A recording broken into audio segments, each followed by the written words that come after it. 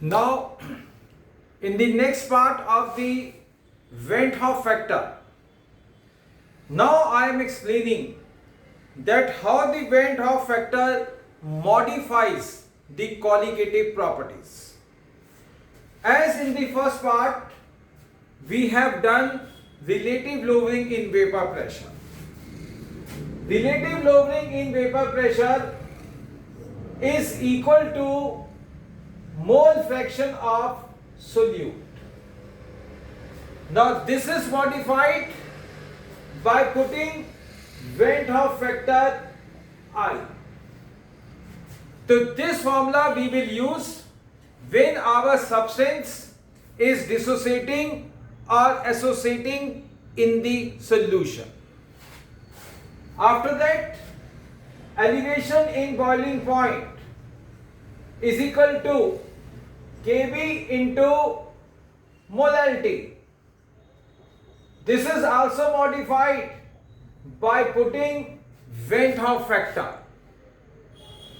Depression in freezing point delta Tf is equal to Kf into molality by putting Van't Hoff factor I.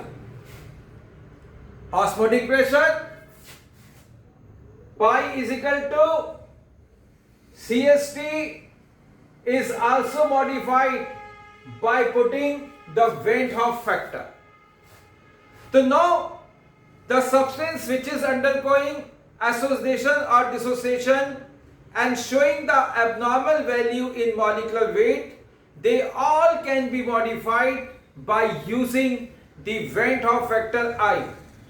So this formula we will use only in case of those substances like sodium chloride, barium chloride, FeCl3 or association of acetic acid, benzoic acid.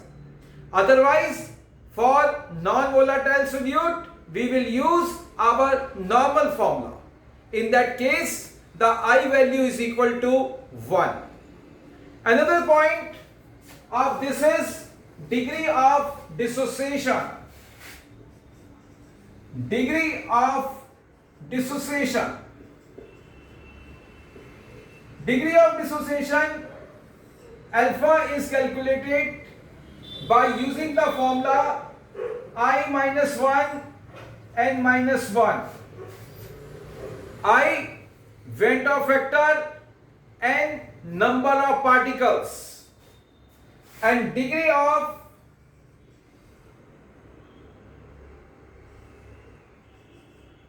association can be calculated by using the formula alpha is equal to 1 minus I 1 minus 1 over n, because on association number of particles will decrease. So therefore in this formula we are using 1 by n. Now our theory part of this solution chapter is completed.